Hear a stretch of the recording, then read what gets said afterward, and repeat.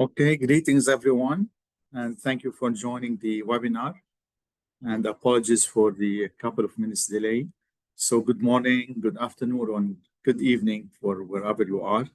My name is Iman Wahid from the American University of Beirut in Lebanon.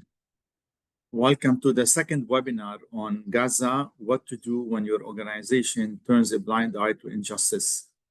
The first webinar held under the same title with different speakers took place on May 19. We realized then that the timing did not suit interested colleagues from the Eastern Hemisphere.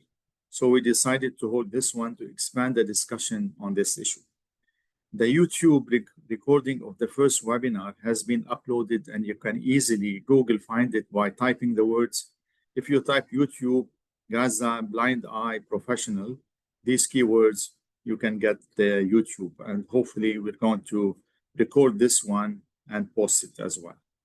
The idea for this webinar actually grew organically, and you'll learn more about this from one of the speakers for today. Many health professionals have experienced challenges or strong opposition or even censorship within their different professional organizations on any call or statement condemning the war on the people and health professionals of Gaza, or calling for an end of the war, even when the word genocide was not used, and even when references to international reports documenting the horror of this non-stop bombing and destruction of Gaza and its health system continues for over 20 months. A group of fellows from the Collegium Ramazini, and I'm one of them, lived this experience and thought it will be useful if colleagues from different professional associations across the globe share their experiences and together reflect on steps that could be adopted to fight injustice and express solidarity with each other, and also solidarity with the health professionals in Gaza. Before we start, I want to acknowledge the effort of some of my colleagues whose names appear on the panel. Not all speaking. So we have with us Junaid Siddad, Leslie, and a few others who did not join us on the panel now, but they are with us among the attendees. Today, we have 4 speakers, and Professor Fran Bohm was kind enough to accept to moderate the session. Fran Bohm is a social scientist. She's the director of Stratton Health Equity, which is a health equity policy lab at the University of Adelaide. She's an activist in the People's Health Movement. So over to you, Fran, and thank you. Thanks so much, Iman, and welcome everyone. And I'd like to acknowledge that I'm speaking from the unceded lands of the Ghana people and pay respects to their elders, past and present, and also acknowledge their survival through the processes of colonization in Australia. Thanks very much for asking me to moderate. I should also say I'm a member of Academics for Palestine South Australia, which John will probably also allude to, where we've been trying in Adelaide to support Gaza as much as we can and support the Palestinian cause. The way we're going to do the webinar is each of the speakers is going to speak for approximately 10 to 15 minutes, and then there'll be plenty of time for Q&A and discussion.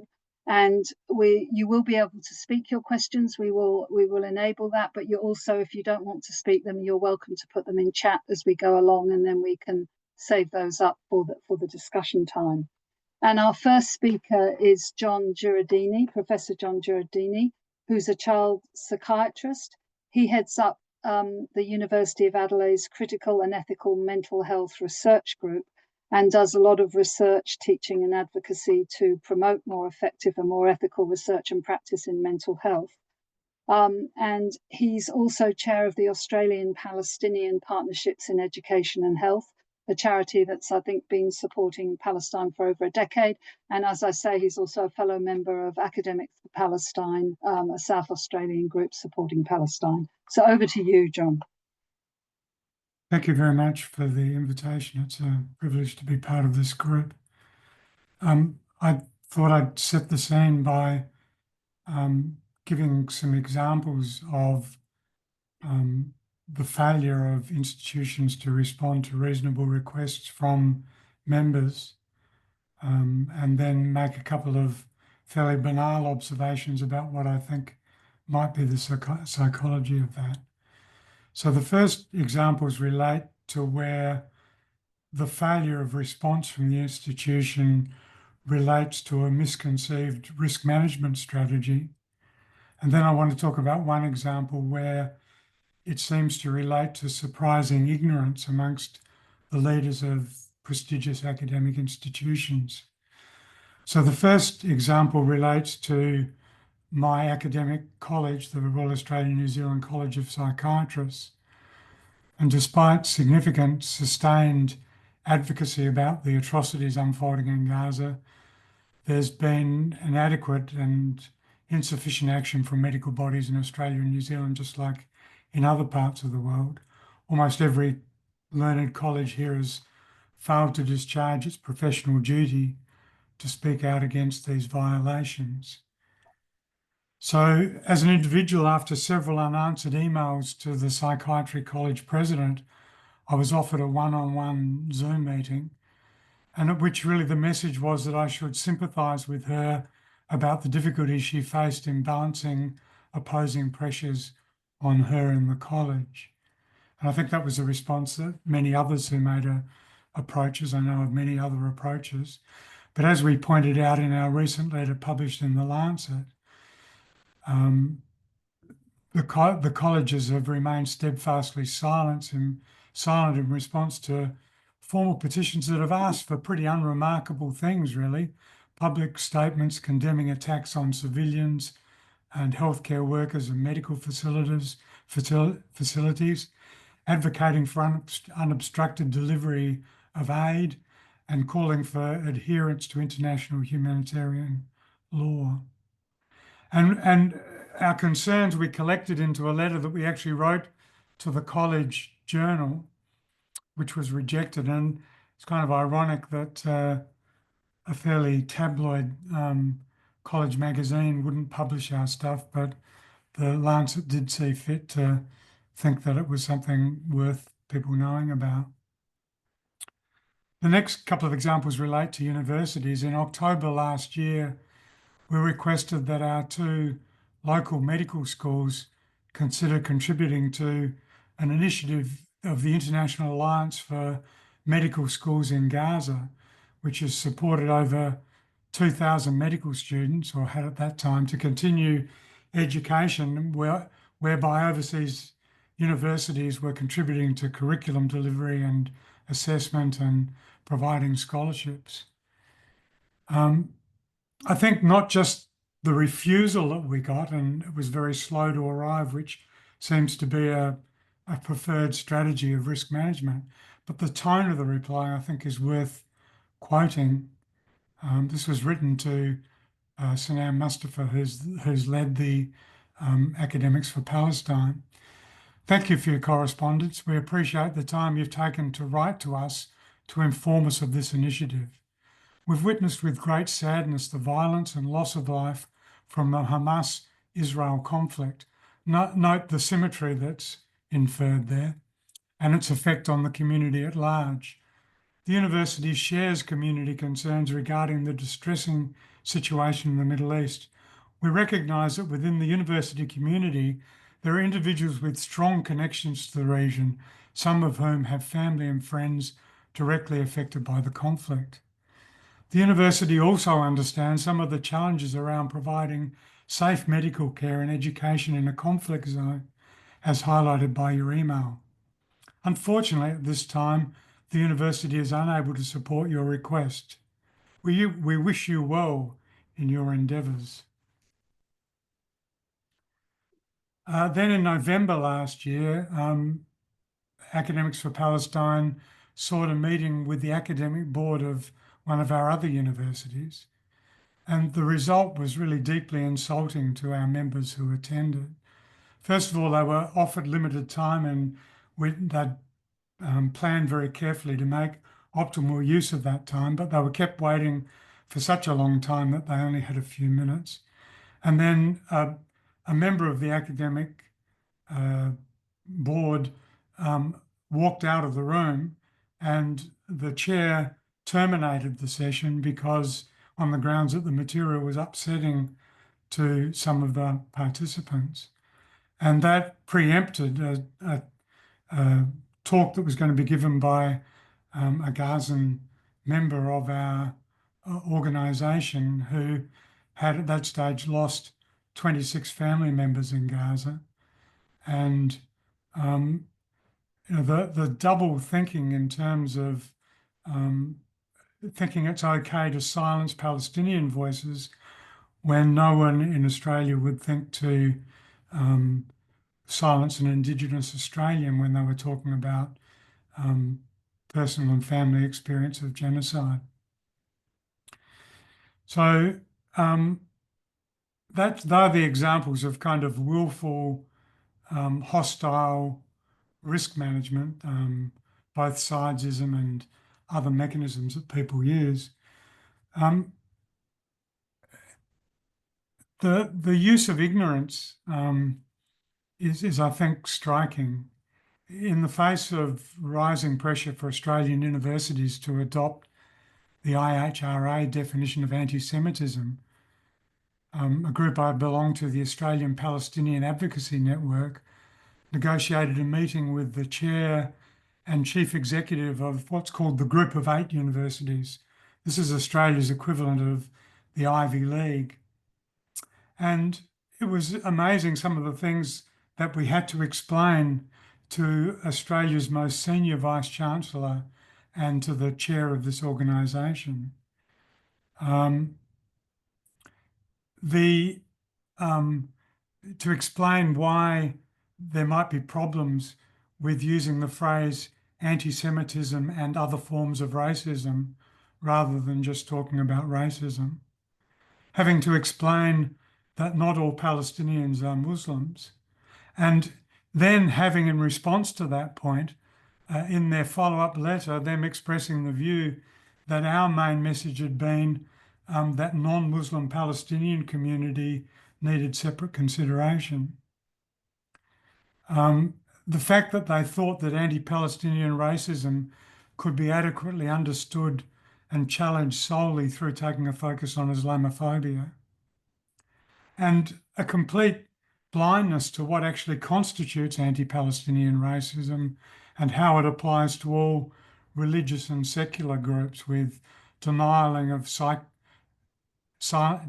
silencing of discourse about Palestinian history, the failure to acknowledge Palestinians as Indigenous people with a collective identity, the justification and implicit and explicit support through what our universities are doing for violence against Palestinians, and pressure to silence any expressions of solidarity with Palestinians, with students being expelled for taking place in or suspended for taking place in solidarity actions. So is it straightforward ignorance? It appears to me that what we're seeing is the equivalent of what we see in some children who are exposed to unmanageable abuse in childhood and who develop what's been termed pseudo-backwardness, which is almost a willful dumbing down of their appreciation of matters that are too complex to process. In this case, it's not the complexity that I think silences our university and guild leadership, but the avoidance of conflict and the lack of courage that they display in their roles.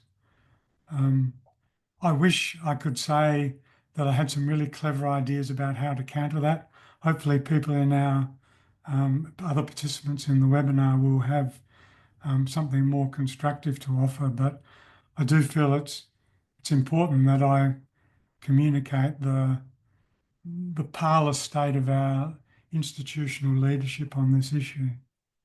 Thank you.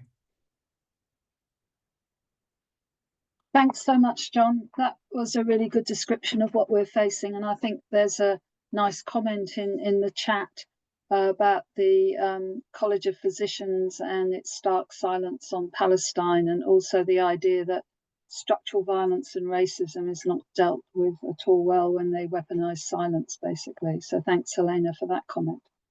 Well, our next speaker is Leslie London, who's Professor of Public Health Medicine and Fellow of the Collegium Ramazzini, and he heads a program in health and human rights in the School of Public Health at the University of Cape Town. He's also a very active member of the People's Health Movement, and he's received awards from the Public Health Association in South Africa and the American Public Health Association. So over to you, Leslie. Thanks very much, Fran. And I'm sharing some slides here. I trust people can see them. There we go. So I speak here in my personal capacity, and I say that partly because the previous webinar, one of the Collegium Fellows got roundly chastised because she was apparently speaking on behalf of the Collegium. So I repeat, I'm speaking in my personal capacity. And I have no conflict of interest to declare, and I do not receive funding from any organizations connected to the war in Gaza, because there are many organizations out there that engage in professional advocacy on behalf of Israel who probably are receiving funding from Israel's foreign ministry as part of the Hasbara. So just to say something about the Collegium. So this is an organization that was founded in 1982. It's an academy of 180 elected fellows who are internationally distinguished, intellectually independent physicians, scientists, and advocates who have devoted their professional lives to the improvement of occupational and environmental health and have embraced the habit of truth.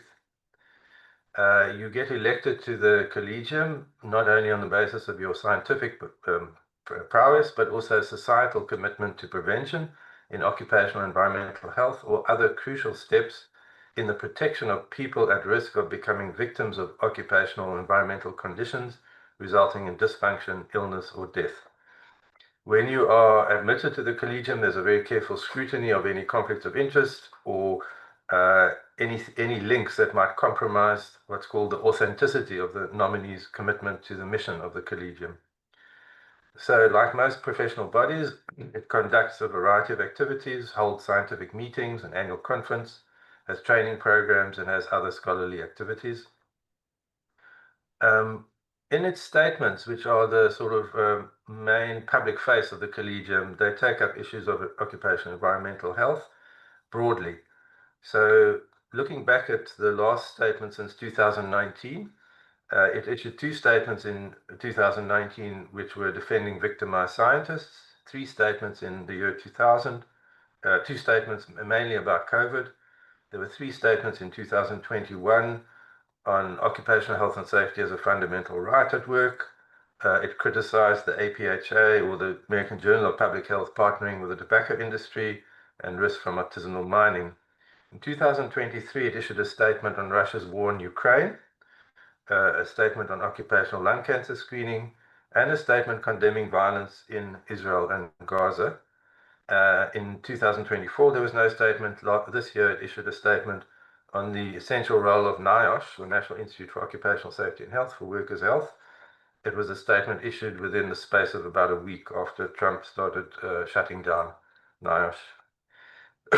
So here's the statement that the Collegium issued in 2023 on Ukraine. It's not the longest of the statements, but it's not the shortest either. The statements issued by the Collegium generally are about 300 words to up to 10,000 words, depending. This one was 2 pages. And you can see that it's actually a very strong statement. It joins colleagues in condemning Russia's war of aggression against Ukraine in violation of the Charter.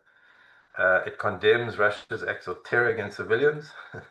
It condemns the deliberate targeting of civilian infrastructure and healthcare facilities.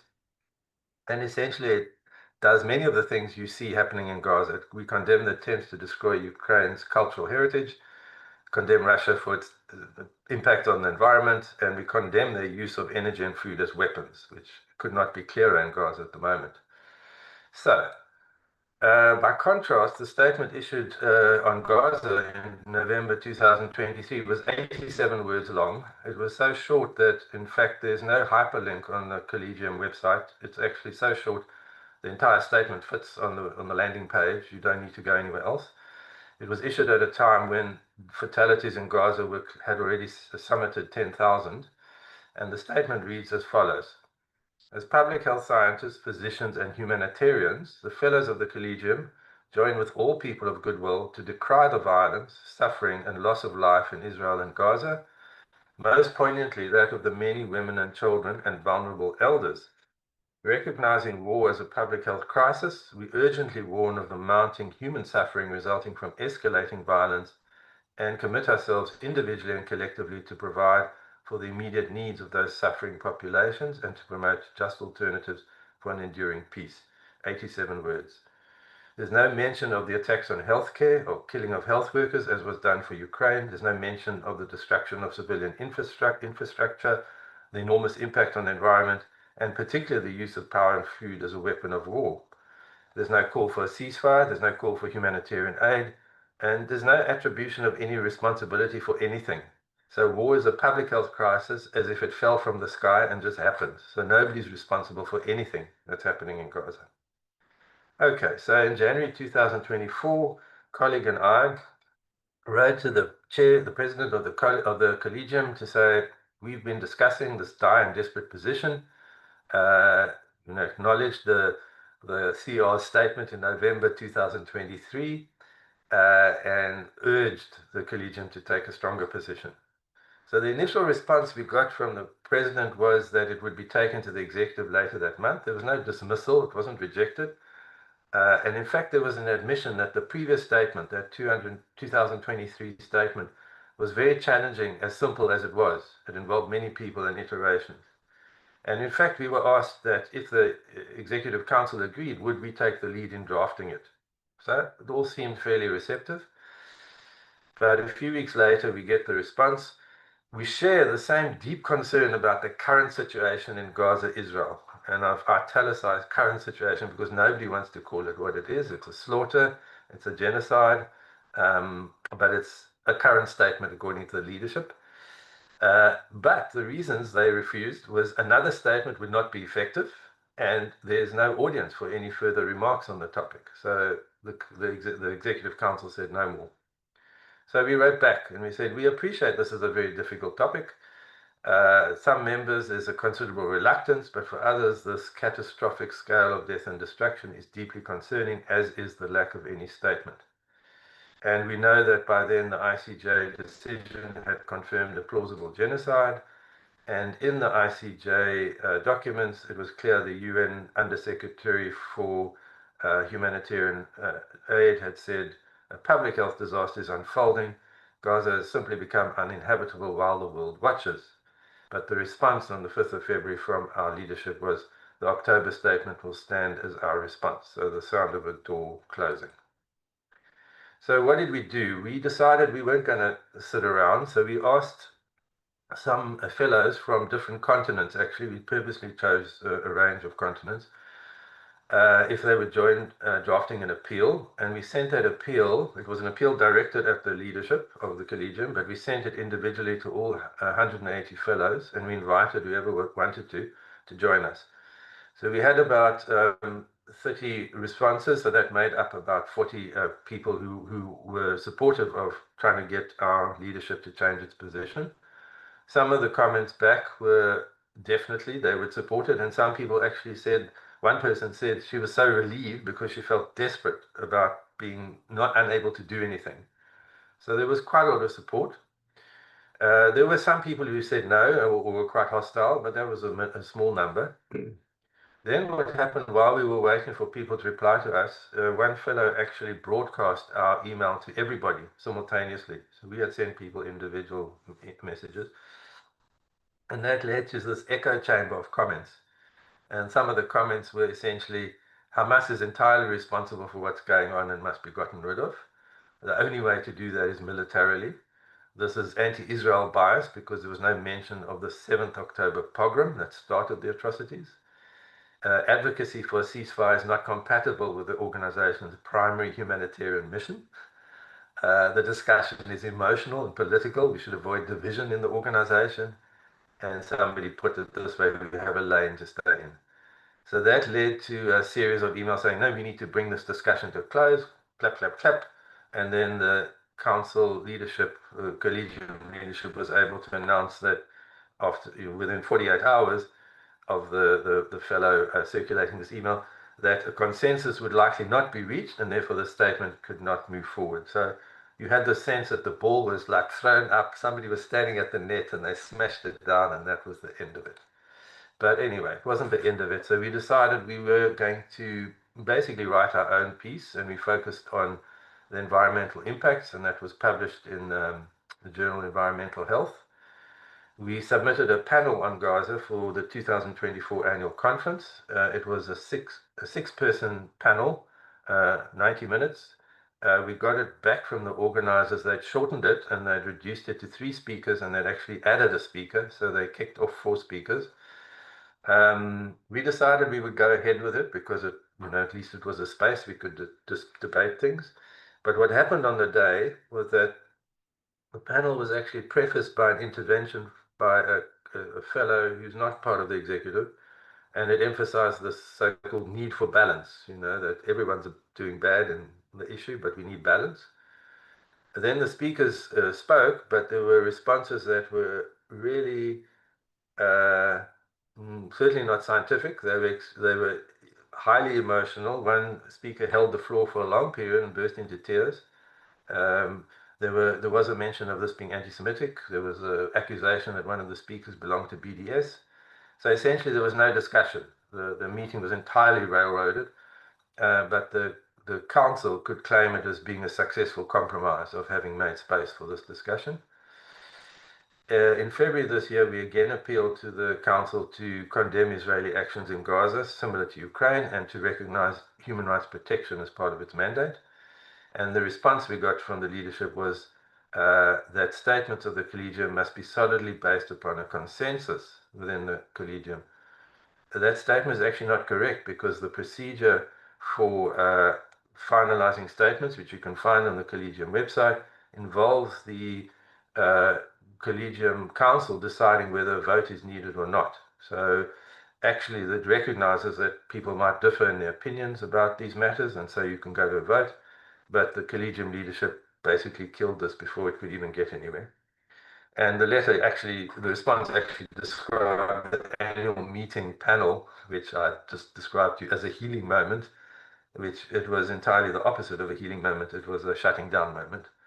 And I think that, John's reference to this idea of people being traumatized, injured, discomforted by any comment about Israel's accountability is exactly this strategy of shutting things down. We then lodged a complaint. The collegium has an ethics committee this year, but after a long rigmarole and backwards and forwards, the ultimate response was to close ranks. We then saw a letter circulated by the head of the ethics committee and another fellow, which basically said that commenting on armed conflicts is not within our skill set. We should avoid personal views and emotions replacing science. That both Hamas and Netanyahu government have committed abhorrent actions, but we should not step into the pitfall of making public statements on other issues than those directly related to the science, and members are welcome to pursue advocacy outside the organization. So this was sent to the executive committee by these 2 members, who the executive committee then adopted it and sent it out to all the fellows in the organization. So what to do? So we'd reached the point, as Iman has described, that we thought that solidarity with other colleagues being shut down would be helpful. So we held that webinar on the 19th, which Iman mentioned, and it led to a Lancet opinion piece that Gaza has been failed by silence and impunity. Well, it contributed to that piece. But it's the speaker from the collegium who spoke at that meeting was chastised for deeming to speak on behalf of the organization and present personal views as reflective of the official position. So I'll wait to hear what the collegium says to me. Within the organization, there are many people who want to resign. who are just completely finished with the organization. But there's also people who are saying we need to stay in the organization to work within and try to change it and not give up that space to people who are not interested in justice.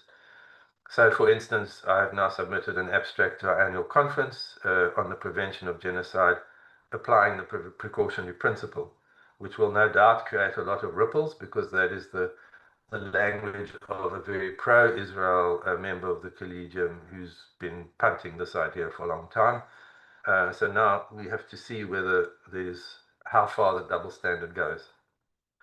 Of course, can we work with other organizations to advance advocacy based on the habit of truth? I actually discovered this habit of truth as part of the Collegium's mission while reviewing it. It seems like that's quite a complicated issue for our Collegium, our organization, to understand the truth when so many organizations have named what's happening in Gaza for what it is.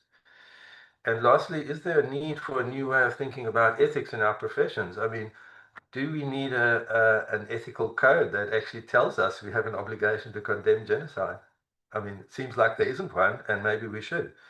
Or to speak out for colleagues who are tortured and killed. And what obligations should health professional organizations have? So I welcome this discussion. Thanks very much, Frank. Great, thanks, Leslie. It's quite a story, and it has sort of common ripples, I think, with the other stories, as you said, and about anyone being vaguely upset means you have to shut down the debate and so on, and the difference between the Ukrainian and Gaza response. So thanks very much. Our next speaker is Professor Peter Sly, who's going to talk about the destruction of Gaza from the children's point of view, and he's director of the Children's Health and Environment Programme. And he's also an advisor to the WHO and head of a WHO network of collaborating centres on children's environmental health, and clearly is a very strong advocate, I think, for children's health generally, but in this case will be for the children of Gaza. So over to you, Peter. Thanks, Leslie. Hopefully my slides are coming up.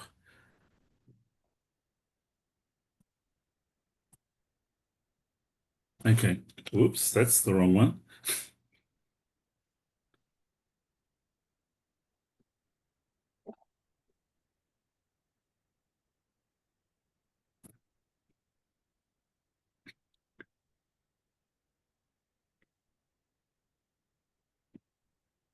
So can you, Fran, can you see my slides? What we can see is the one we saw first before. It's not on the full screen yet.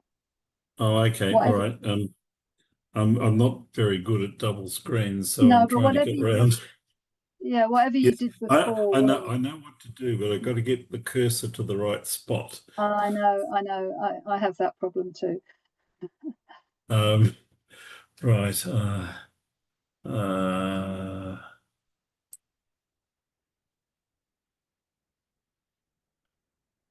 Right. Hopefully that's what you've got. You are there. You got the right one now? Yes. Okay. So I'm going to talk about destruction of Gaza from a child's perspective. I'm a pediatrician, and children's health is what I do.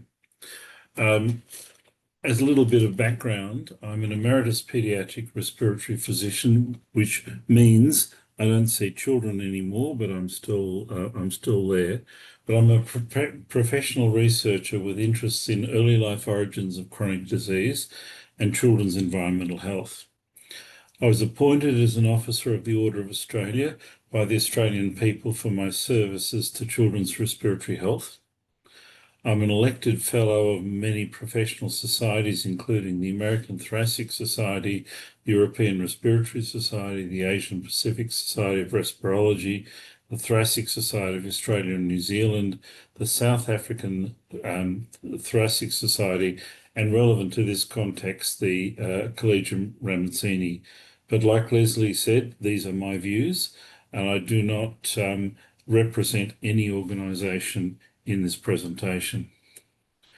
I'm going to talk about two aspects of this. I'm going to talk about the United Nations Convention on the Rights of the Child, and I'm also going to talk about the impact of the Gazan conflict on free speech in Australia.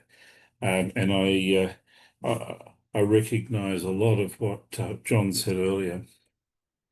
So the United Nations Conventions on the Right of the Child has 54 articles. It's signed by 196 countries, which represents the biggest contribution from the countries of the world on any convention. Israel signed this treaty in 1990 and ratified it in their parliament in 1991. The state of Palestine ratified the treaty in 2014. The United States signed this contract in 1995, but has still not ratified the convention, which is very common the way the US works. They sign United Nations conventions and treaties, but they don't ratify them through their parliament, which means they're not legally enforceable. The current situation in Gaza directly violates 39 of these 54 articles, including the structural ones from 43 to 54, about how adults and governments should work together to ensure that all children get their rights. The systematic and deliberate destruction of healthcare facilities and services violates Articles 3, 6, 23 and 24. So these go to how children need to live to get a full life. The children with disability can receive the care and support that they need to live a full and independent life, and that they have the right to quality healthcare, clean water, nutritious food, and clean environments so they will stay healthy. And I'll say a little bit more about this coming up. The deliberate destruction of residential areas, as we've seen in Gaza, and there's no doubt that this is deliberate, violates Articles 27 and 31, saying the children have the right to a standard of living that is good enough to meet their physical and mental needs, and anybody who's seen the images from Gaza can understand what children are going through at the moment. Article 31, the children have the right to relax and play and join in a wide range of leisure activities. That is simply not possible for children in Gaza at the moment. The deliberate withholding of food, restricting access to clean water and sanitation, and the weaponisation of aid provision violates Articles 24 and 27 directly. Children have a right to good quality healthcare, clean water, nutritious food, and clean environments so they stay healthy, and that they have the right to the standard of living that is good enough to meet their physical and mental needs. And that's certainly not happening. The deliberate and willful destructions of school and education violates Articles 28, 29 and 30. The children have a right to education. Education should develop each child's personality and talents to the full. Children have the right to learn and use the language and customs of their families. None of that is possible in Gaza at the moment. From a personal point of view, one of the biggest impacts that I have seen is the impact on free speech in Australia. Since the outbreak of the Gaza war, it's called a war, but war, should be two-sided. It has become impossible to criticise the actions of the Australian government or the Israeli Defence Force within Australia. I would like to point out that anti-Zionism is not the same as anti-Semitism. Anti-Semitism is racist. We have no problems with the Jewish people or their religion. Anti-Zionism reflects the government and the government policies of Israel. It is possible to criticise the policies and actions of the Israeli government without being anti-Semitic. And this point is completely lost in Australia at the moment. It's interesting that we recently had a federal election, and our conservative side of politics really pushed this very hard, and saying that the Labor government's support of United Nations resolutions condemning what was happening in Gaza was anti-Semitic. Since the election, which the Conservative parties lost in a landslide, that has been less problematic. But in Australia, over the last number of months since this war started, any support of Palestinians is labelled as being anti-Semitic. Our institutions are censoring free speech. This has been seen through our Australian Broadcasting Commission, which is supposed to represent the people of Australia, taking radio presenters off the air if they express any pro-Palestinian opinion. We've had artists' performance cancelled. A significant Australian artist who was elected to go to the biennial in Venice had his commission removed. A pianist who was performing for the Melbourne Symphony Orchestra had his productions cancelled, his performances cancelled, because there were comments about his politics, and activists have been vilified. In the current context, we've had many doctors reported to the Medical Board of Australia over social media posts supporting Palestine or critical of Israel. The use of the G word has been completely condemned within Australia, and anybody who uses this is vilified. And I agree completely with John's earlier statements that our professional society's responses have been completely pathetic. I actually tried to get the Royal Australian College of Physicians, which is my organisation, their statement, which was published earlier, it was published in 2023, is no longer available, and is so pathetic that it's embarrassing. So that's all I'm going to say on this, but I would hope that we could explore some of these areas further in the discussion. Thank you so much, Peter. That was great. And I think you're really, that's a relief to hear someone saying all those things, really, of what's happening in Australia, because we've certainly found that through Academics for Palestine, that there's been this absolute refusal to acknowledge what's actually happening. So that was great. Our fourth speaker, and I'll just remind you to put questions in the chat or be prepared to raise your hand, and then we can unmute you and you can ask your questions after Guy's spoken. But Dr. Guy Shavlev is Director of Physicians for Human Rights Israel. He's a medical and political anthropologist with a strong interest in the intersection of medical professionalism, ethno-national politics and bioethics, both in Israel and Palestine. And he's a postdoctoral fellow at the Martin Buber Society of Fellows at the Hebrew University of Jerusalem. So over to you, Guy. Hi, thank you, Fran, and thank you, everyone. I'll share my slides, but first a quick correction. I was a postdoctoral fellow. I'm not anymore. So I'm currently the Director of Physicians for Human Rights Israel. We are an organization that deals with the right to health of everyone under Israel's control between the Jordan River and the Mediterranean. We do humanitarian aid and policy change and advocacy in order to protect vulnerable communities, Palestinians in the occupied territory, detainees and prisoners, statusless people living without medical insurance, and inequalities within Israeli society. Just a quick comment to start with that I need you to keep in mind. There is in Israel a law, an anti-boycott law that an Israeli citizen or Israeli organization or Israel registered organization such as ourselves cannot support a boycott on Israeli institutions. So I will not support a boycott in this presentation, but you can infer what you infer from my presentation.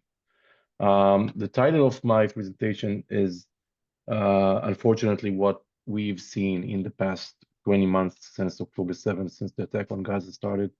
It is also the title of an article that was published in the New York Review of Books that has a lot of the information and resources that I'm going to talk about. So I invite you all to look that up. I'll also share a link in a few minutes. But basically, what I'm asking is, why should health professional organizations act? And this is, I think, what that is the reason why we're meeting here today. Just fixing this. Yeah. Okay. Right. So I'll start with a quote by Professor Zion Chagai, the president of the Israeli Medical Association. I think it is a quote that all of us will subscribe to and support. He said in a letter to the WMA following the Iranian missile strike on the Israeli Soroka hospital just 2 weeks ago. The fact that the hospital serves 1 million residents, including vulnerable communities, and now cannot receive most incoming patients, highlights the grave humanitarian impact of that attack. Of course, we all support this statement, but as you can see in the two images I put here alongside the statement, two hospitals. There's no reason for anyone, any health professional in the world, to distinguish between these two hospitals. One is Soroka Hospital that was hit the same day that Professor Zion Chagai sent his letter to the WMA, and another is Kamal Adwan, a hospital in North Gaza that was destroyed in December 2024. At that time, this was the only hospital serving a population of at least 70,000 people that was stranded in the northern side of Gaza, leaving them with no medical support whatsoever. So as I said, I'm going to follow what we presented in this article that you have also here, the QR code, if you want to scan and read. But basically what we argue is that Israeli medical institutions, and we focus particularly on the Israeli Medical Association, the IMA, have abandoned core medical ethics in favor of nationalist and militarist loyalty. We look into a few, we focus on a few ethical failures. There are more than those that we focus on. I'll just go quickly just to mention a few of them. One is the denial of medical care. As you can see, the health minister in Israel instructed hospitals, civilian hospitals in Israel, not to admit Gazan detainees and provide care for them. A clear violation of any ethical conduct that we see as in the health professions. And then we've seen hospital directors following suit, refusing to admit Gazan detainees, also stating that in public, not just doing this in practice.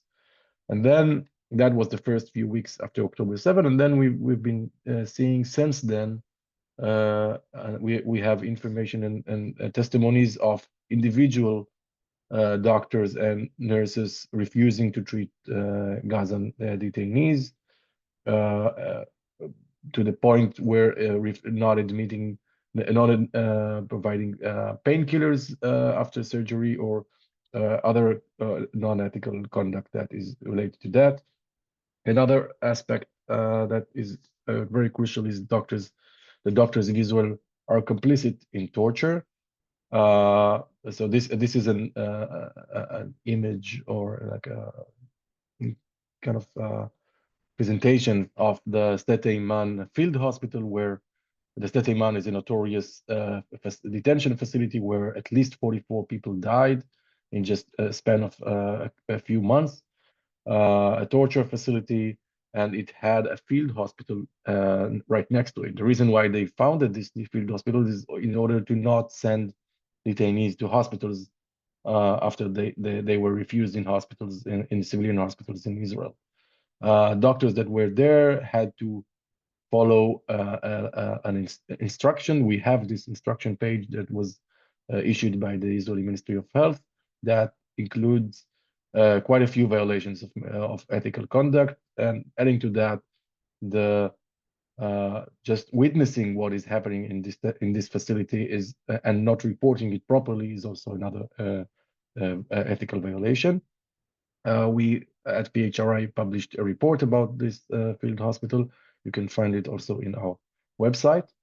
Another aspect is Israeli doctors' genocidal statements. This here in the image is a petition that was signed by approximately 80 Israeli doctors calling for the Israeli military to bomb and attack Gazan hospitals.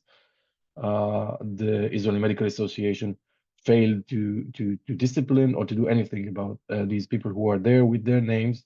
Some of them we know personally, some of them are professors educating students. Adding to that, quite a few social media posts by doctors calling for the elimination of Gaza, calling for the attack on all this Gazan population. Again, going unnoticed by any institution that is supposed to protect the right to health. Patients that were eventually admitted to hospitals in Israel were held in restraint, in a 4-point restraint and blindfolded. That is true for hospitals, but also for clinics and sort of like emergency units within prisons. 24 hours restraint to the bed. People who need medical attention need to go through treatment, need to recover. People who are amputees, people who are unconscious, still restrained. This is a violation of ethical conduct. And we haven't seen any action done, not by institutions, not by individual doctors, in order to protest that. Another aspect is the witch hunting of Palestinian doctors and medical professionals in Israel. Approximately 20% of doctors in Israel are Palestinian citizens. 50% of new doctors are Palestinian citizens. There's different reasons why this is the case, but a lot of the personnel in the Israeli healthcare system are Palestinians, and they were subjected to silencing, very aggressive silencing, and disciplinary hearings based on the most basic social media posts, such as standing together with the children of Gaza, or just calling for the end of the war. The person in this picture here is Abed Samara, a very senior doctor in a Hasharon hospital in Israel. He was fired for a post on Facebook that he posted in 2022 with the Shahada, the Islamic prayer, but they, for some reason, thought that this is a support of Hamas, and they just fired him. Very senior, very experienced doctor of 15 years working in this hospital. He was just suspended without even a hearing. And I put this in the end, not because it's not important, but because sometimes criticism of the IMA or Israeli institutions focus on their condemnations. Condemnations are important, but there are actual actions that they could have done and they still can do, and we should demand that. But definitely, we should demand condemnation on attacks on Gaza and healthcare, the killing of 1,400 medical professionals, the detention of 400 medical professionals in Gaza. These are the Israeli doctors' colleagues, people who share the profession, and they're under a very aggressive, direct, and intentional attack with no reference whatsoever by the Israeli medical establishment. I would like to add here another quote from Professor Zion Hagai. Where he responds to a letter that was sent to him by Jewish Belgian doctors based on one of our report. They wrote to him in concern what the IMA is doing in regards to prisoners, to detainees and prisoners being tortured, and most importantly, most kind of concretely to medical professionals being held in Israeli detention centers. And as part of his response, he wrote, "The IDF does not target healthcare workers and makes every effort to attack healthcare facilities only when these are used as a base for terrorist activity and thus lose their protected status. Unfortunately, we have seen the co-opting of these healthcare institutions by terrorists and their supporters once too often." As you can see in this very short quote, the logic that that rules this the kind of the way that the IMA works is the military logic, the IDF logic, the Israeli military logic. We wouldn't imagine the president of a medical association providing explanations that are basically military explanations, or basically becoming a spokesperson of the Israeli military. And this, I think, really reflects the kind of set of mind of the IMA, the Israeli Medical Association. So why pressure the Israeli medical establishment? I think, first of all, as we've seen in John and Leslie's presentation, and Peter's as well, many times different bodies claim that just criticism of Israel or criticism of the Israeli genocide on Gaza or other policies are not in the mandate of their medical association or in their professional association. And then this is definitely in the mandate of health organizations worldwide. So trying to work through this lens of demanding accountability from the Israeli medical establishment might be an effective way of kind of getting this discussion going in medical associations worldwide. Second, the Israeli medical community is susceptible to international pressure. As any medical community, as we know, the medical community is a very global community, doing research together, publishing together, doing fellowships in different places of the world. And the Israeli community, medical community is the same. So if they're under pressure, it's something that is being experienced very strongly. So I think this is a soft point in Israeli society that we can kind of work with. The other thing is that it supports silence dissident healthcare workers. There are healthcare workers in Israel, Palestinians and Jewish Israelis, who try to get the IMA and other institutions to do something, but they fail. Their voices are very kind of sidelined and silenced. So a support from international organizations can support this kind of criticism from within. And finally, allowing some optimism, the Israeli medical community can bring change. It is a strong community. It has a lot of capital. The Israeli Medical Association groups unionize. I'll finish in just one slide, Fran. Thank you. Unionize to 95% of doctors in Israel. If the IMA does something, it has effect. If the Israeli medical community says something, acts, it can affect Israeli policies. And what I think we should demand is accountability to hold institutions, officials, and practitioners accountable for the violations in omission or commission. Take immediate steps, action, right? Take immediate steps to save lives and pressure decision makers. Save lives is even the IMA or Israeli doctors or Israeli hospitals demanding to accept patients from Gaza. There are thousands of patients from Gaza who cannot exit the strip because Israel doesn't allow that, and cannot get medical treatment because Israel destroyed the healthcare system in Gaza. If a hospital in Israel demands, we want to get patients from Gaza, it will have an effect, it will save lives. And of course, to pressure decision makers to cease fire and end this genocide. And protection. We need to demand protection of medical ethics, of the right to health, and of healthcare workers, both Gazans and healthcare workers, dissident healthcare workers in Israel. Thank you. And I think if we can get different organizations to work in a coordinated form globally, then we can achieve our goals. Thank you. Yeah. Thanks so much, Guy. It's really good to hear of the kind of resistance within Israel. So really, thank you very much for that. That was fantastic. Now, we've got some questions in chat. And also, I think Sue Wareham, are you still online? You did have your hand up before. And I think, yeah, there you are. I can allow you to talk. Sue, would you like to ask your question? Thank you, Fran. Can you hear me?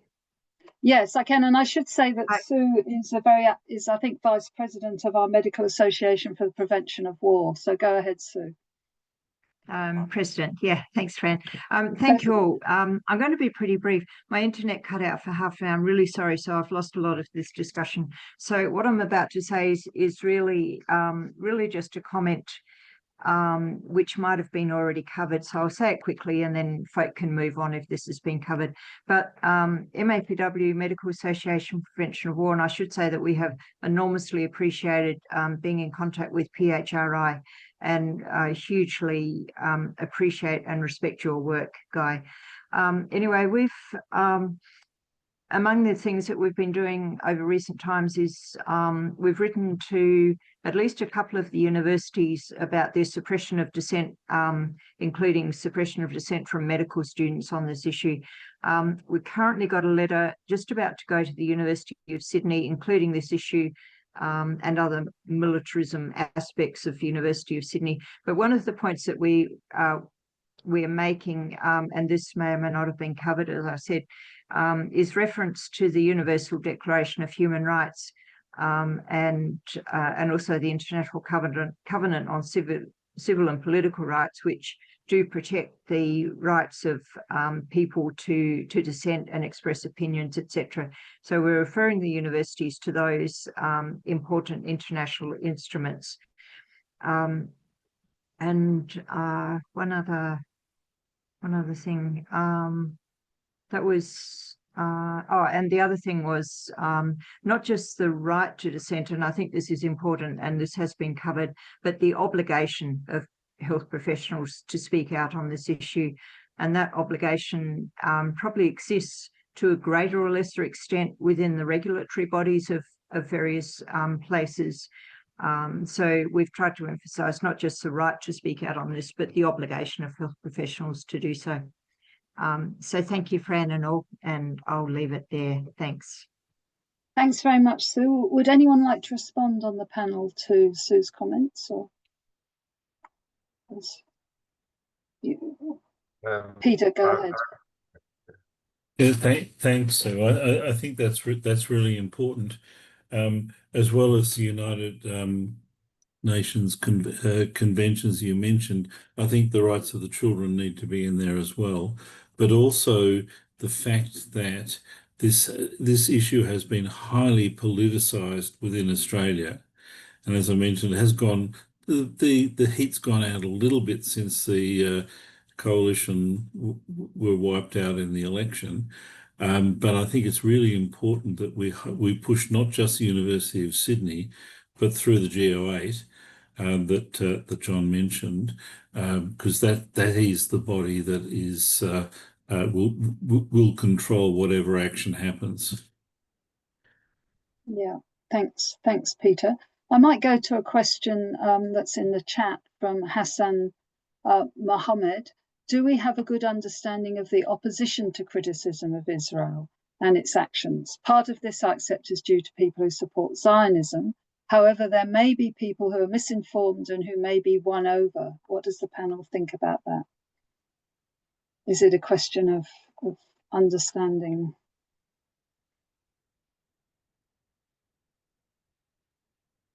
Go ahead, Leslie.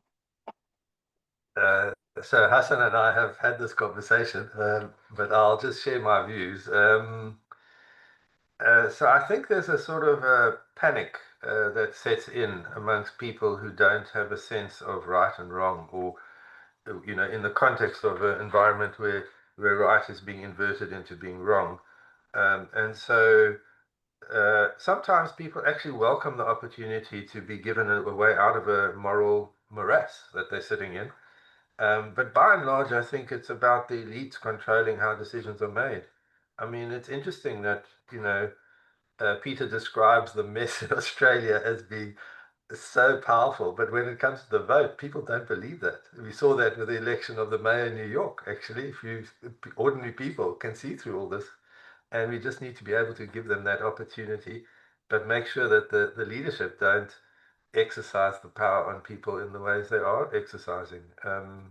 So I don't think that's an answer to Hassan's question, because there are many reasons people do things. And in South Africa, we saw health professionals follow apartheid law, grossly. But of course, now you never find anyone who supports apartheid, who claims to admit to having supported apartheid, because the context is very different. So we should change the context. Yeah, yeah, yeah. It's a bit like you need to change the structures. I might go to Hani Sarag, who's raised his hand, and then I'll do another one from the chat. Can we release Hani to ask a question? Hani, where are you? I think yeah, there. So Hani, can you go ahead with your question? Hani's currently co-chair of the People's Health Movement Global Steering Council. So go ahead, Hani. Yeah, thank you very much, friend. Do you hear me? Yes, very well. Yes, just a very quick comment. While I would consider that Hamas and other groups are fundamentalists, but I would be very careful of using the word terrorist. And the idea is, if Hamas is not seen by everybody as a terrorist group, but also is seen as resistance. So the idea is, if we continue to have the occupation, we will continue to create more and more fundamentalism. And simply, most of these fundamentalist groups in the Middle East are the creation of the imperialism and the Zionism in the region. So I think we need to be careful about using it. Like, is it a terrorism or is it a resistance? And we will be able to distinguish and differentiate very well when there is no occupation. Otherwise, we can condemn all resistance in countries against colonialism and occupation. Yeah, thanks, Hani. And I mean, yeah, the ANC was, of course, once branded as a terrorist organization. So, yeah, sorry, you had more to add? Yes, one, and it's a question for the panelists. Why do you think that what is behind this silence of the international community? What kind of power does Israel occupying forces and Zionism has over the world? Why this silence right now? Yeah. Okay. Thanks, Hani. So there's two issues there. One is the issue of how Hamas is described, and the other is the power of Zionism, basically. Peter, you've got your hand up. Did you want to? Yeah, it was a point that I had thought of making during my talk, but forgot. What's happening to the children in Gaza at the moment is they are being taught to hate. So that this is a self-perpetuating problem. And whether you describe Hamas as a terrorist organization, the Israeli government, the IDF, as a terrorist organization, as they should be, and it's been condemned by the International Justice Federation, this is having a lifelong impact on children, and we mustn't forget that. I do agree with what Hani said, that our governments are very quick to describe who they describe as terrorists. If you think back to the Afghan situation, the US supported the Taliban. They gave them missiles, they gave them monetary support, they gave them military support to push Russia out of Afghanistan. and then they turn around later on and call the group that they had supported a terrorist organisation. I think it's a completely nonsensical terminology, and it's one that we probably should drop. But I think as far as the Hamas situation, the Gaza situation, what is definitely happening now is the children are being taught to hate. Yeah, okay, thanks, Peter. Anyone else want to respond to any of Henny's comments, particularly the one about Zionism? Is any? No. Okay, well, we'll move on to Annalise Yassi's question, which was the one posted.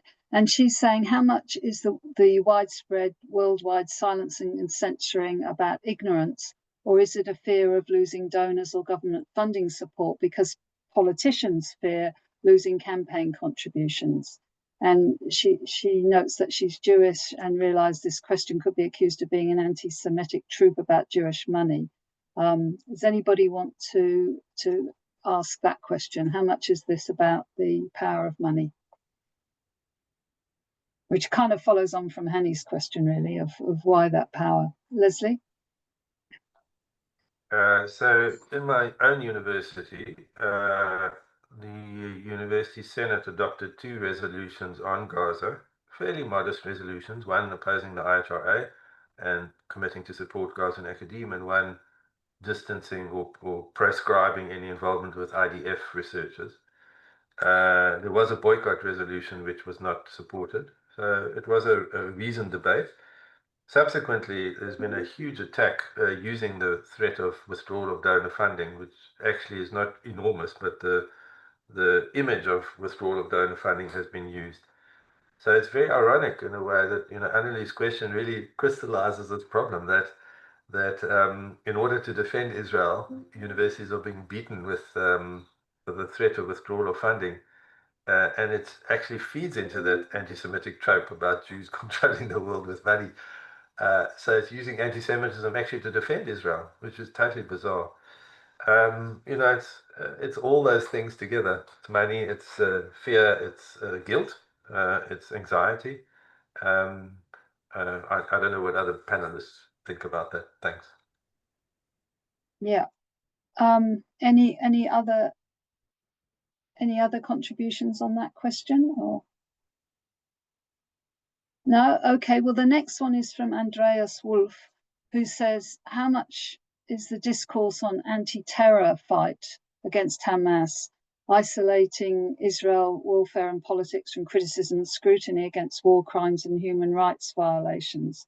And it says that legitimation of the war against terrorism is an argument used by many governments, not only Israel. So that's really following on with that discussion. Any issues on that? I mean, I think he's right. It's the Israeli government isn't the only one doing it, but it's pretty extreme, I think, in their responses generally. All right, well, I'll move on down. The next question is from Yasmin Nord. I haven't got her whole name there, but part of the silencing comes from liberals who see Palestine as uncomfortable and kill the conversation to keep the mood up. It's hypocritical when Ukraine is, in contrast, spoken of with more unconditional respect. How can we stop the taboo around the topic and get people to acknowledge the gravity of it without a word salad of euphemism, doublespeak, and over justification? So I guess that's the sort of contrast between Ukraine and Gaza. So that we take that as a comment, unless anybody wants to say any more. Yeah. Then I think Jenny Pope in England has drawn attention to the UK Glastonbury. I don't know if people have seen that. 2 performers have been accused of hate speech, which is illegal in the US. And I don't think it's the Bob Dylan, it's a Bob somebody else, isn't it? Punk rock duo and Neocat rap group in the space of 24 hours have had visas revoked. They've been dropped by talent agencies and other actions. So and I think they were calling for the death of the IDF. That was the chant that was going. So how do people respond to that? Should governments have the right to respond when artists make a political stance at a festival like Glastonbury? Peter, you wanted to respond on that one.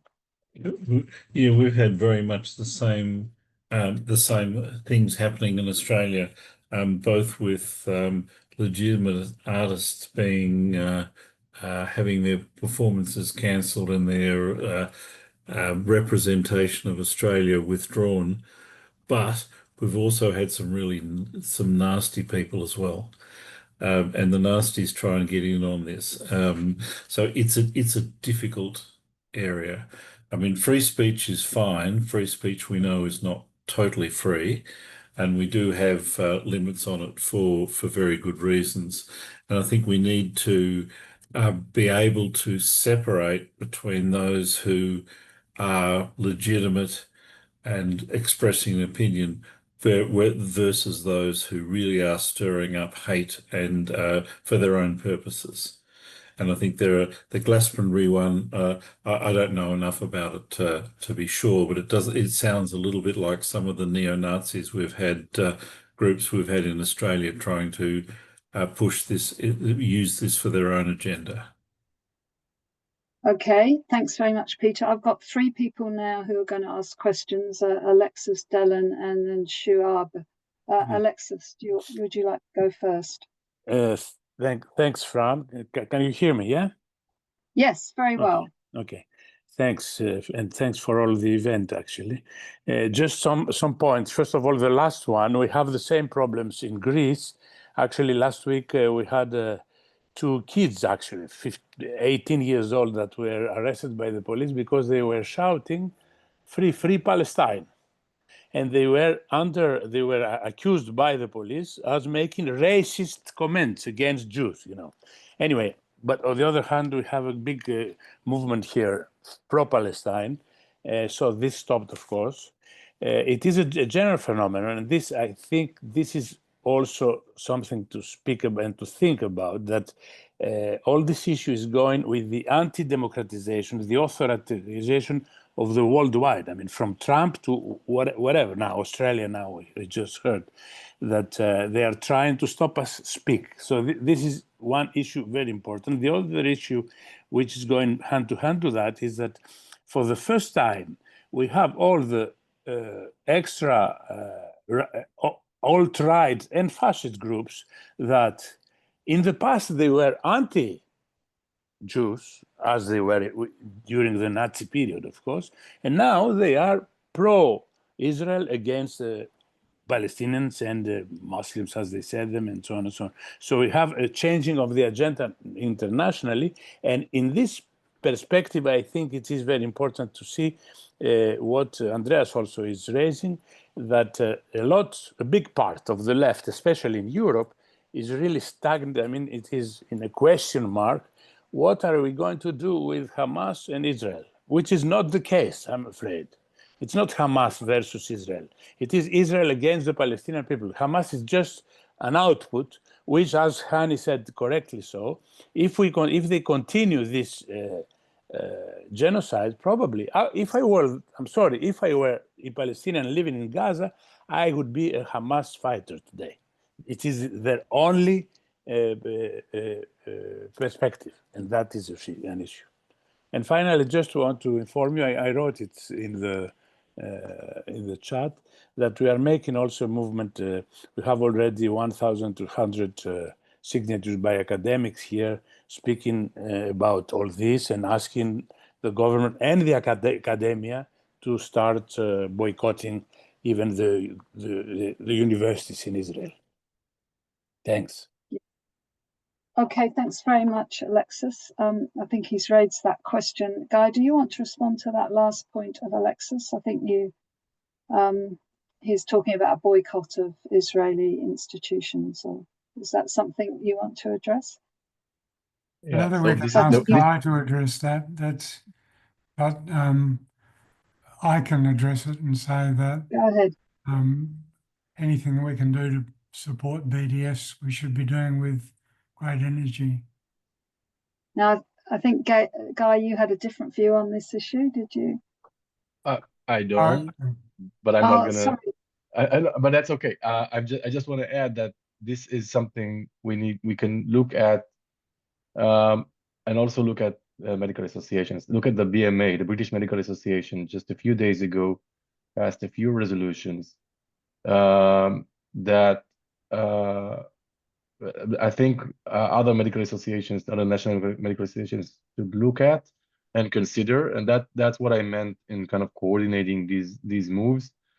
Basically, it suspended all ties with the Israeli Medical Association until it condemns the attack on the GAZA healthcare system, and it had there are other resolutions kind of making clear that anti-Zionism or resisting Israeli policies is not anti-Semitism.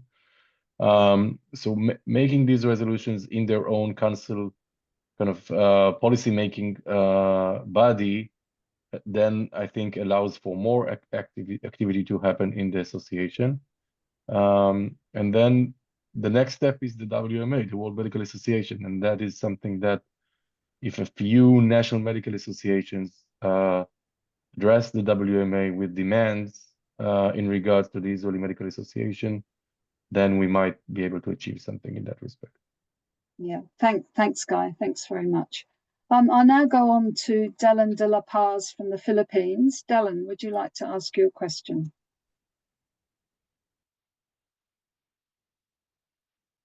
You're on mute, Delan.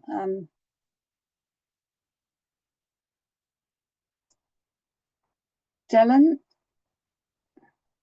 No? Okay, I'll go on to Shiab. Would you like to ask your question? And you're also on mute. No? All right. Well, let's then, in the meantime, go to a question. Here is, why is Islamophobia and racism against Arab not taking as seriously as anti-Semitism? Yeah, especially since those actions against Arabs lead to concrete consequences such as mass deaths in unjustifiable wars, as well as the dehumanization of Palestinians, while usually just discomfort against slogans is enough of a reason for anti-Semitism to be brought up. That's a big question. Does anybody want to tackle that? I mean, I think, Sharab's saying she cannot unmute. I see. Does anyone want to question that comment from Jasmine, or shall we take that one as a comment? I'm not sure why you can't unmute. That's, yeah. Has anybody got any ideas why that would be happening?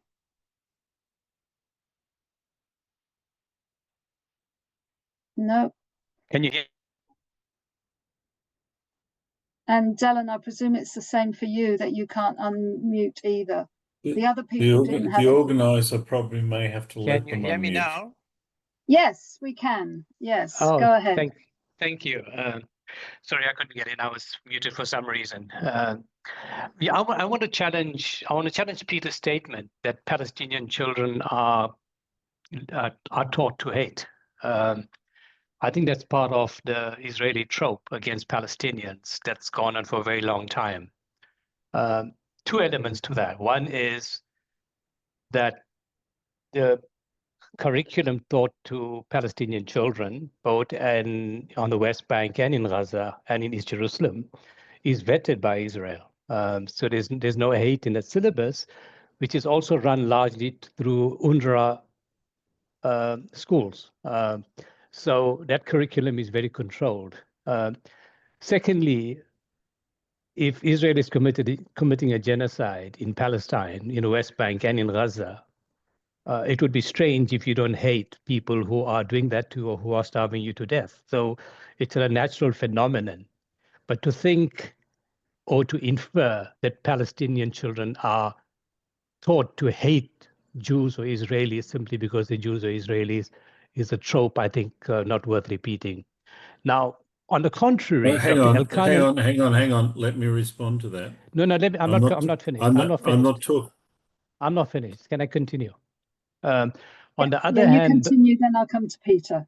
Yeah.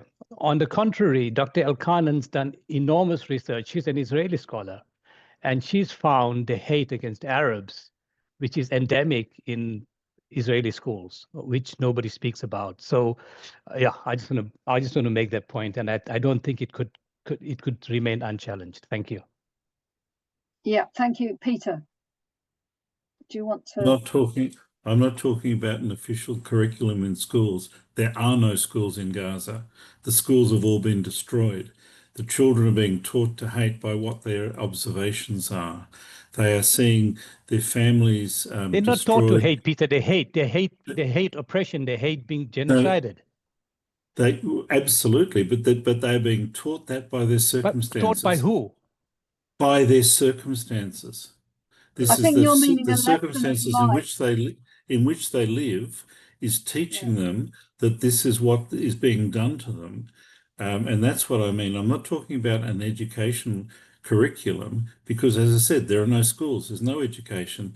They're being taught by their circumstances. Yeah. All right. Thank you. And Leslie, you wanted to respond as well. Yes. So, after the Holocaust, Jewish families would not buy German products. And it's a product of the experience of being subject to a genocide. So I think what, Peter's saying is that, the life experience leads to reactions. And we haven't actually discussed this, but, the idea that victims of terrible situations themselves become perpetrators is fairly well recognized on an individual level. If you think about child abuse and what happens, the abuser's upbringing, early experiences of trauma, but there's also a bit of writing about this sort of on a collective level. So in South Africa, the British waged waged extermination against various populations, but including putting Afrikaner people into concentration camps during the First Great War. And many people think that apartheid was kind of born out of that deep trauma of Afrikaner people who then proceeded to exercise that level of abuse and gratuitous violence against Black people. So there's a cycle of violence there that we perhaps need to think more deeply about. Thanks. Thanks, Leslie. Now I'll go and see Dylan. Are you able to unmute now, or is? Sorry, Fran. Hi. Yeah, this is Dylan. Yeah, I'm sorry I didn't pick up your question. Hello. Yeah, Dylan, we can hear you. Go ahead with your comment or question. Yeah, I'm sorry. I was on and off the webinar because I don't have any house help at the moment, and I was looking after my grandchild. But I'm just listening. So sorry, I didn't pick up. Is there a question for me? Oh, no, it's okay. I thought you wanted to ask a question because you raised your hand, but that's fine. I'm sorry. I must have. Yeah, No but worries. I appreciate the sharing of everybody. I'm just listening because I cannot actively participate. I'm doing other things. I'm sorry. Yeah, no, I'm that's listening. Thank you. understandable. Thanks, Dylan. Thank you. Thank you. So I'll go to the question by Krish Valhabici in the thing, where he says, it seems conventional professional societies and universities are conservative, and the lessons from our anti-apartheid struggle is that to win round the boardroom, you need pressure to be brought on the street. So we need creative and bring external pressure on these institutions. And it says, of course, these carry risks, but not greater than what the people of Palestine are going through. So I know in Adelaide, we have every fortnight, we have a big demonstration on the steps of Parliament House. We get no coverage in the media for it. And, I think it has some success, but how successful are street protests, do people think? Guy, you wanted to? Right. Not specifically about street protests, but I think that they are conservative, these organizations, as we've seen from John, Leslie's, Peter's presentations. What I think might be effective is getting student organizations on board, coordinating between medical students and medical associations, kind of more established institutions. We've seen that I think the International Medical Students Association ousted the Israeli Medical Student Association. So that might be a good kind of way of cooperating with people on the ground and getting more support and pressure on the more conservative organization. Yeah. Okay. Thanks, Guy. Anyone else? Anything on the value of protests? And I mean, I certainly find it, you know, when you see these mass demonstrations in other cities, I find that quite heartening. And there are so many thousands around the world, millions of people coming out in support of Gaza, and I think that's great. Jenny, I won't read your question. Would you like to ask your question that you've put in the Jenny, who's joining us, I think, from the UK?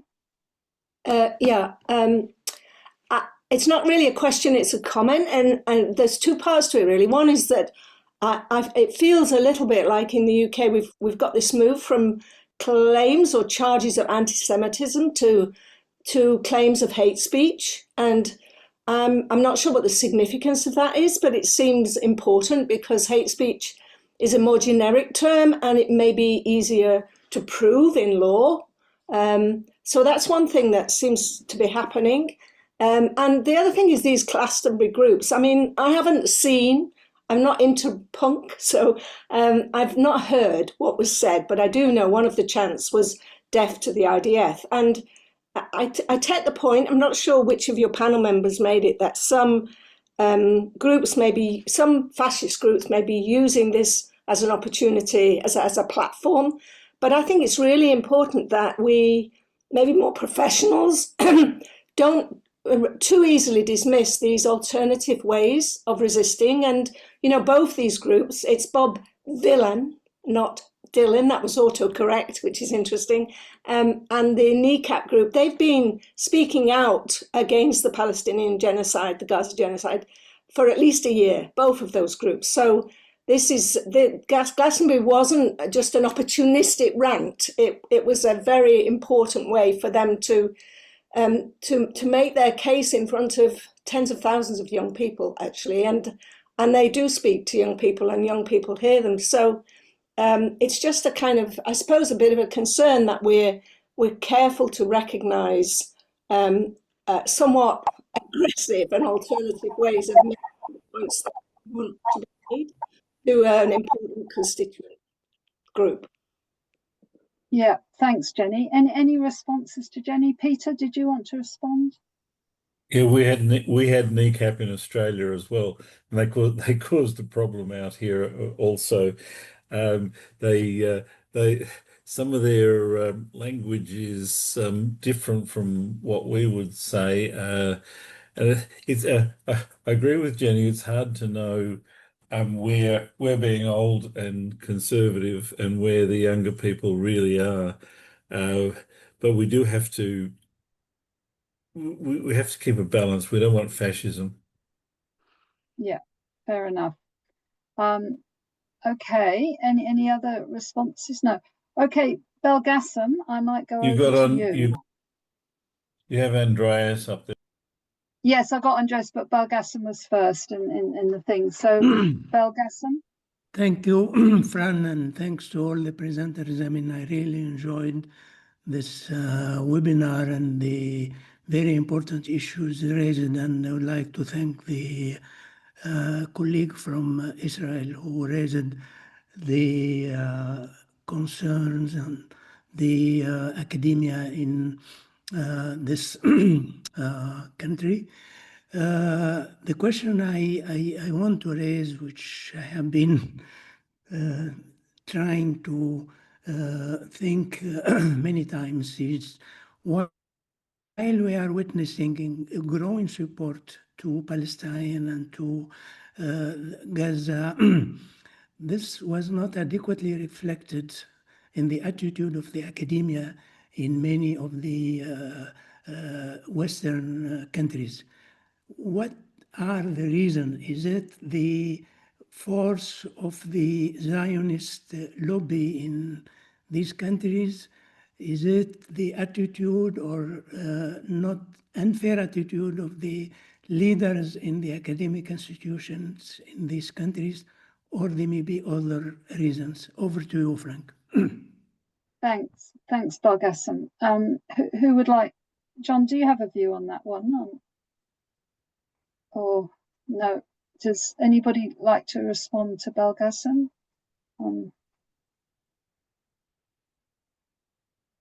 No. Leslie. I'll do a response. So it's very interesting. I don't know if people have seen the International Sociological Association adopted a resolution on Israel and suspending, I think, the Israeli Sociological Association.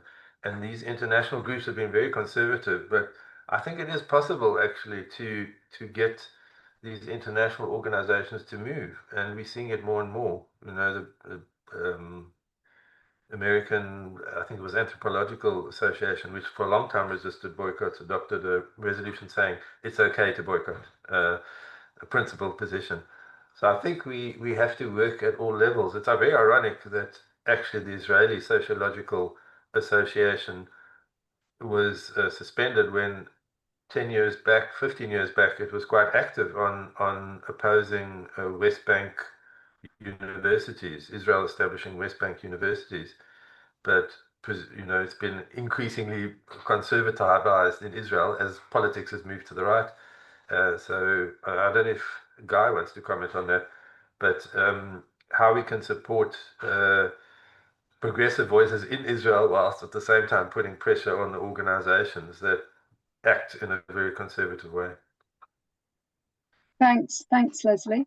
I'll also, just before going to the question, I'll just note Freya's point that we have to be very careful not to genocide people, then victimizing them, saying that in the future they may be perpetrators. And she makes the point that when people are looking for asylum, it's perhaps important not to do that. So thanks for that, Freya. If you want to say more about that, just put your hand up, and then I can do that.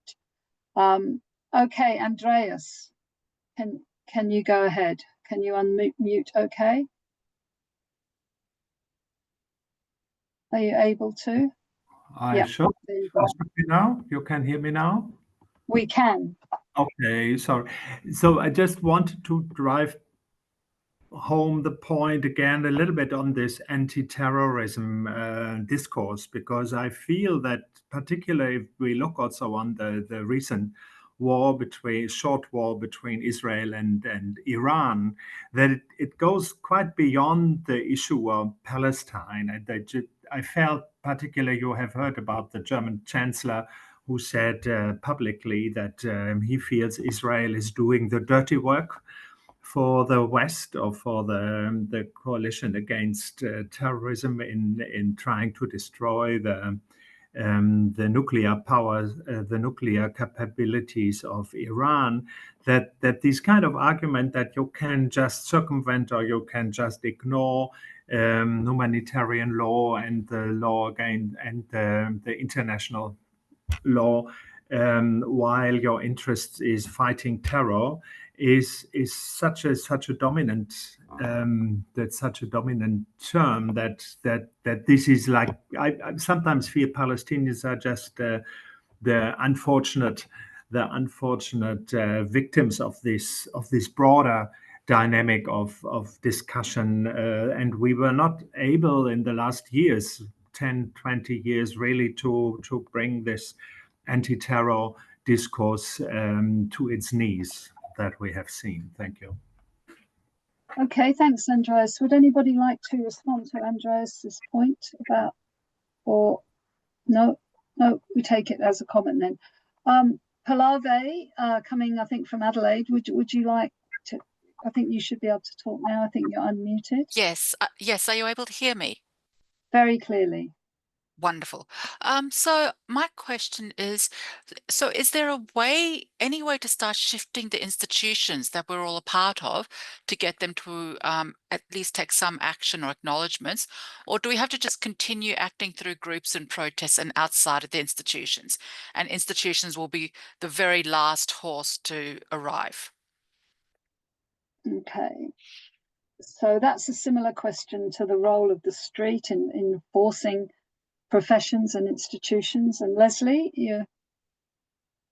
Well, I think, a professional organization has its own rules, and I think we should be fighting in our own professional organizations. John's outlined how difficult it is. I've outlined how difficult it is, but we shouldn't stop.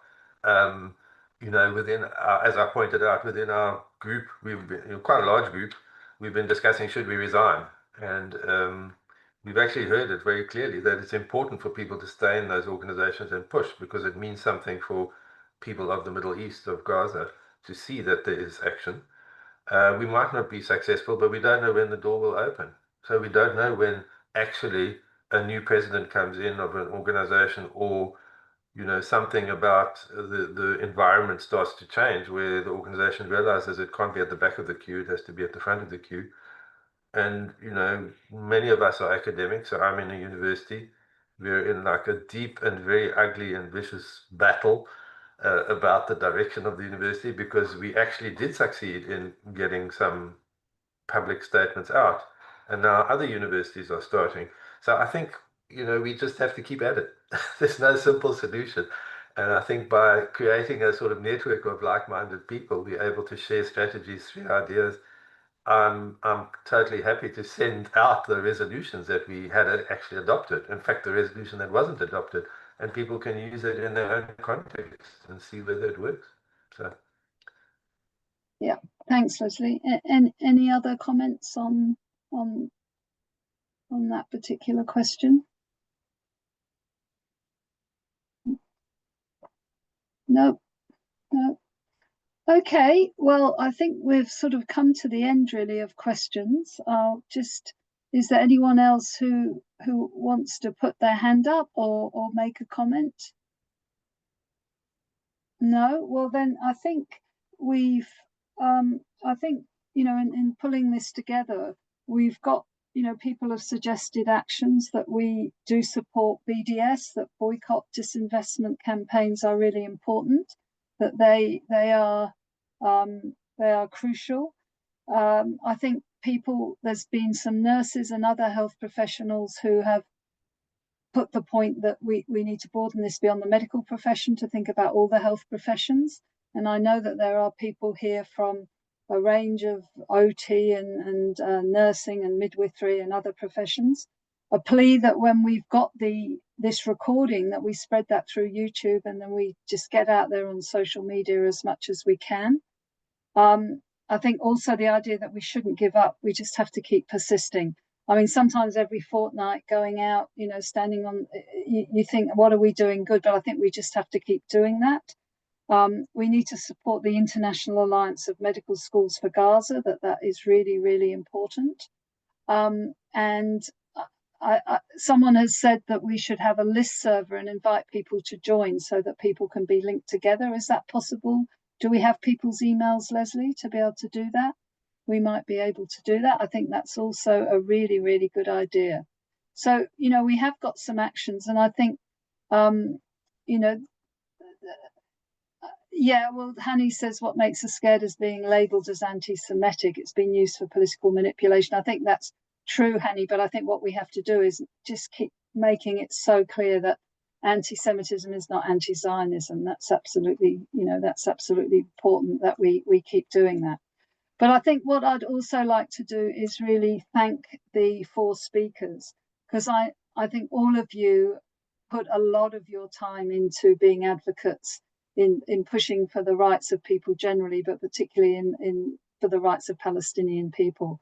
And Guy, I think it must be especially difficult doing that in Israel at the moment. So a special thank you to you for that, but also John, Leslie and Peter.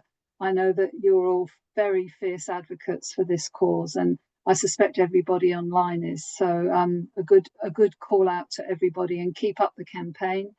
We're on the right side of history. That's the really important thing. And we need to just keep going with this campaign, keep fighting for the rights of Gazans and Palestinians and their right to land and their right to self-determination. So thank you, everybody. It's been a fantastic webinar, and it's been great to feel the solidarity and have people from this side of the globe anyway. We've sort of spread, I think, from the UK to the Philippines and Australia. So that's really fantastic. So thanks, everybody. Good morning. good afternoon or good evening, wherever you happen to be. Okay, bye-bye. Thanks, Fran. Thank you all. Thanks so much. Bye.